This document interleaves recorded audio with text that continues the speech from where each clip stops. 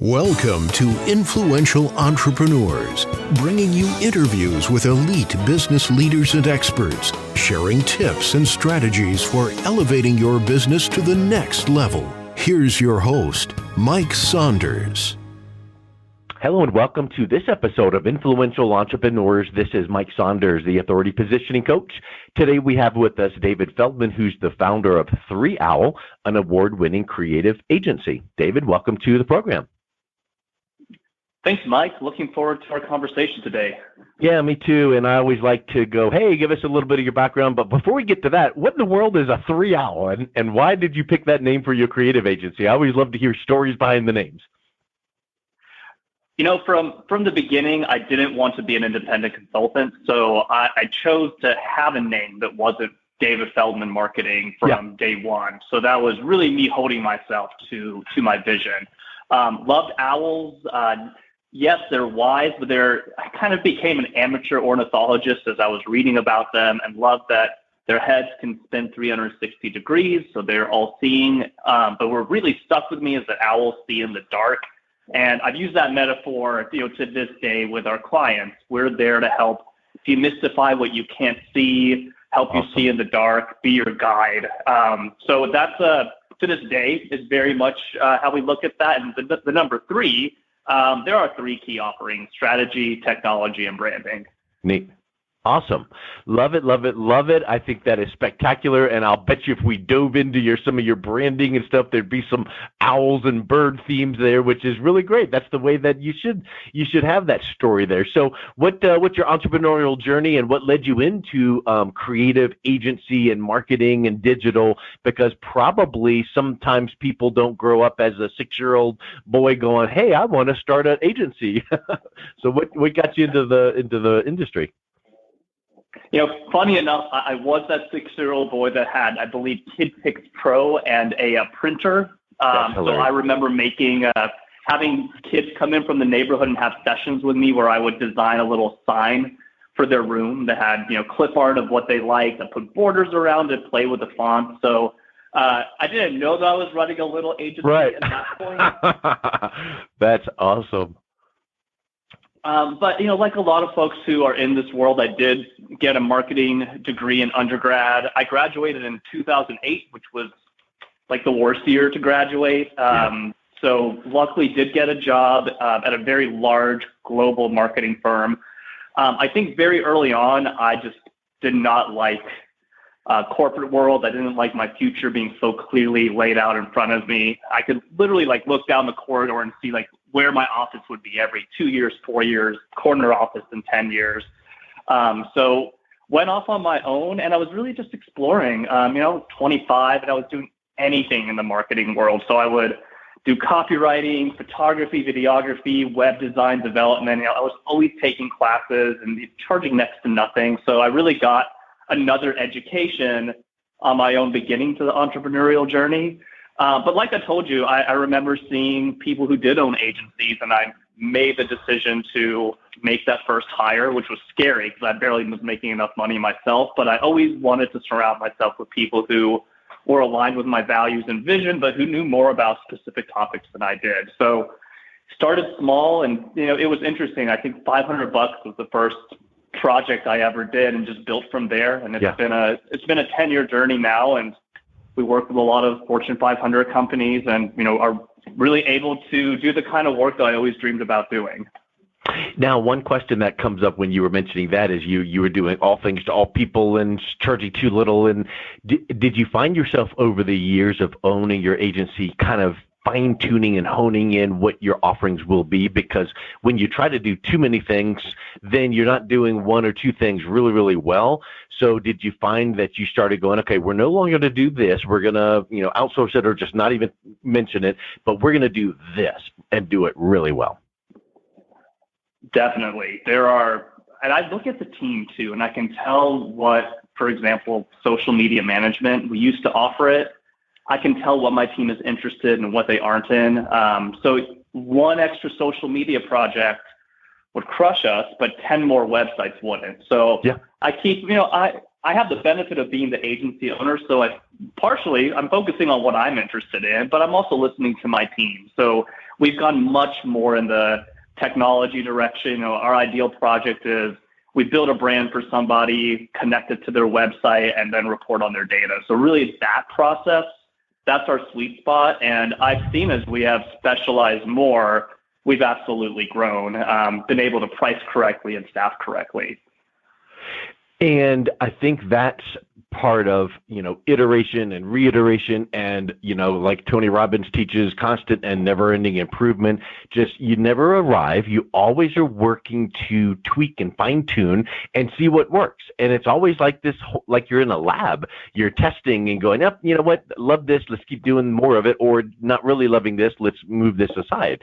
And do you find that in not only your own agency, but then how you're advising your clients? Yeah, absolutely. We talk about always tinkering, always failing fast if we need to. Yeah.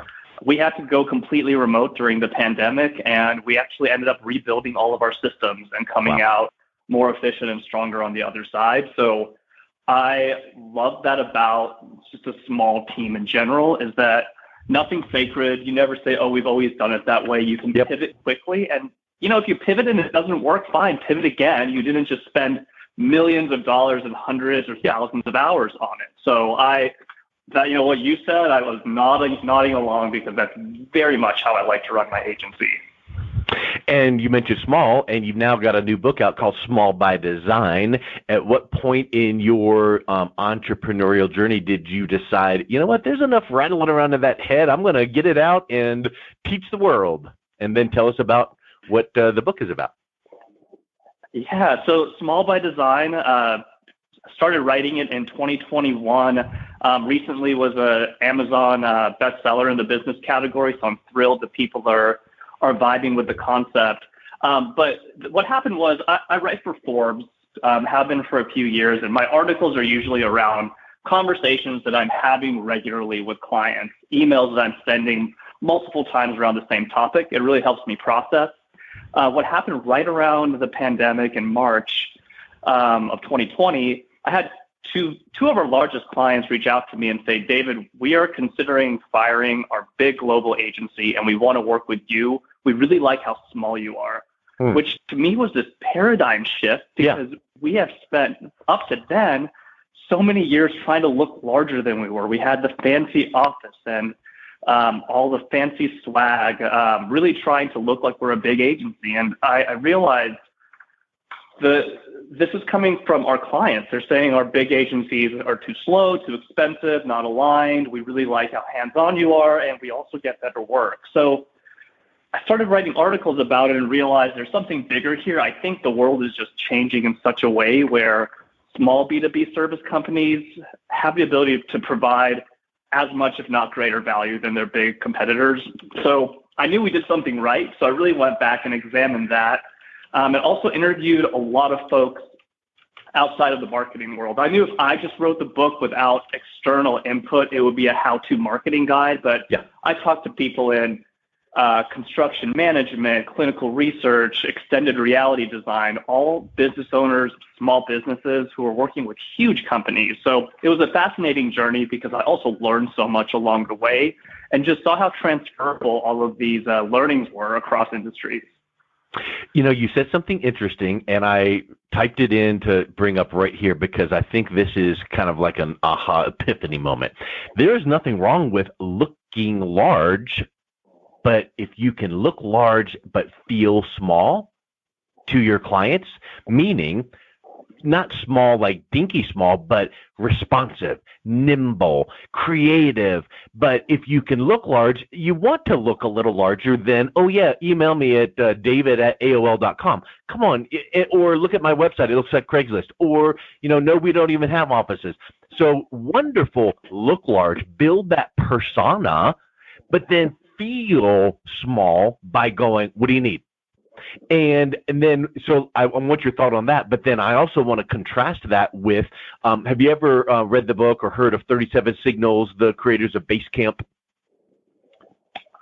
Yes, I actually, if the book is Rework, it is literally sitting right next to my book. It is Rework. Yep, exactly. One of the things that I remember them saying in the book is, when we were building Basecamp and all their other high-rise and software that they have, we would get all these people like, oh, we want this. And he was like, no, because we can't, we cannot do every single thing that the customer says, because then we'll have low buy-in, or maybe it's getting bloated. We need to take it under advisement, but it does not mean you feel compelled. So look large, feel small, be responsive and nimble, but you don't have to feel pushed that you need to do every single thing, unless it's a client going, oh, we need this on the project. But it's the overall feeling of don't feel blown by the wind. What are your thoughts around that? I feel like you've already read my book. There's this concept, and I call it taking small off the table, where you're absolutely right. If I was emailing from a personal email address, had a dinky website, was slow to respond, that's the kind of small that makes people worry. Yeah. Taking small off the table is where, in our case, when we sign a new client, we will have people from the team email them and introduce themselves and say, here's how I'm going to be working with you. We have really tight project management systems. So we show them, here's how we'll scale with your project. Here's where your tickets will go in. Here's how it works internally for us. So for me, taking small off the table means, yes, we can think of a great project for you, but we're going to execute it as well. Because I think that's really the biggest fear that clients have. And I saw this early on in my career. They like me. They loved my ideas. But throughout the whole project, there was a shadow of, can they get it done? And I've seen that get lifted as we show them, here's an exact timeline. I even send a chart of everybody in the team and who's going to be working on what during what part of the process, where they just look at that and just breathe a sigh of relief and say, okay, like on the other proposals we got, we don't know who's going to be working on it. These companies are way bigger. So I really focus on taking small off the table from the beginning and then looking big in the right way. And I think less about big, but really think more about buttoned up. We got our systems down. We got our processes down, but we're small enough where we can rethink a process overnight if we need to. So very much aligned with your thinking. And it's advice I give to a lot of business owners is be buttoned up, show them how you work, but you don't have to look big in the wrong ways. Look big in the right ways. And I think that's a mentality. It's a mindset shift, and you literally you hit the nail on the head when and probably if you look back even now, but even in a few years, you mentioned the pandemic and you had to shift and change in virtual. I think there's going to be a lot of massive companies that came out of the pandemic that weren't massive, but they had to change to be nimble and virtual and all of those things. And then it's like, okay, let's go back to hold on. Normal is what we're doing now. And why do we have to go back to the way things were? And I know I've got some clients that are attorneys, and before the pandemic, it's like, come on down to the office. You go downtown, you park, you go into the office. And because of the pandemic, they had to do Zoom. Well, maybe they still offer some office visits, but why not just continue on? So I think that feeling of being small, looking big, but being nimble and providing that personalized, customized service, and people want to understand what's next. And they want, like you said about the onboarding welcome email. Hey, here's your contact. Here's what's coming up next. Here's what to expect. Here's what we're going to be doing. And people go, okay, that's awesome. Because in another book that I love called Building a Story Brand by Donald Miller, he talks about when you confuse, you lose. Well, you could confuse people on the front end and you never get them as a client. And then you can confuse them once they come on as a client. They don't even know who to call or what's coming up next. When things are seamless, man, you look big just even in that aspect alone, right? I mean, that becomes a competitive advantage. It does. And a funny thing happened for us, too. We really had to double down on our systems, on the way we communicate with clients, on documenting everything because we were remote and not used to just being 5 feet away from each other in an office. It actually set us up to scale better. So I'm seeing the same small by design team I have the ability to take on more projects, get them done faster. We're able to onboard clients quicker. And we also are so focused on our values that hiring is more straightforward as well, because we know who we're looking for just with values as a baseline. So we're able to scale in the right ways because we built all these systems out of necessity, knowing we needed it to get through the pandemic, but now it's how we operate. Yep. And it almost became your laboratory without going into it thinking, let's make a lab. But looking back, you're like, you know what? We kind of noticed that we need this, and this is the kind of person we need. So I think that is really cool. And, I'm looking in the outline of your book, Chapter 5, Thought Leaders Come in All Sizes. It kind of makes me remember the old story, and I know it's actually true, but, the imposter syndrome. A lot of people feel like, I'm not a thought leader, and I don't know all that. But you do. And once you get over that, a thought leader can come in all sizes. It doesn't need to be, I have 40 years experience, or I have the, accolades to. You could be a thought leader because you're putting this concept connected to that concept, and you learn this other thing, and you put it together, and you're like, hey, look at what I just noticed, and you don't need to have this long track record. So own it and become that thought leader. Yeah, thought leadership is this term that feels insurmountable and hard to reach. And in that chapter, I talk about being a micro thought leader. So being, thinking through like that very specific topic that you maybe just completed a project in. Like, in our case, we did an ADA compliance remediation. So a website needed to be accessible, and it wasn't. It was for a public institution. We got an education over the 2 years that we took this website and made it ADA compliant. Well, you know what happened. Everybody on the team became an expert in a micro topic. So we don't need to be bestsellers or published in magazines to talk about ADA compliance. We just had the experience and we liked it. So, a lot of being a thought leader is just talking about what you're interested in. And while you might not necessarily be adding all new ideas to the conversation, I believe just guiding the conversation, asking questions, participating in, LinkedIn conversations, you're a thought leader there too. And people will be coming to you because you're curious, you have the knowledge about it, and you're open to sharing and listening to others. Well, it's like what how that people will teach you, like when you go to a networking event, to be the most interesting person in the room and to be considered a wonderful conversationalist. Guess how you do that? Well, you just smile and you ask a bunch of questions and you go, David, tell me about, and then you smile and nod and ask another question and you leave that conversation. They're like, man alive, David was the deal. And all you did was ask him questions and listen. And you didn't really say that much. So it's like that whole thought leadership, come up with something, be known for something, research it a little bit, and, get the messaging out. I think it just really, it becomes that platform for you. So I think that's just spectacular. Let's wrap this up, David, with talking about, your concepts and your book. What's the best way that someone can learn more about 3Owl and even pick up a copy of Small by Design? Sure. So if you want to check out 3Owl, go to our website. It's 3owl.agency.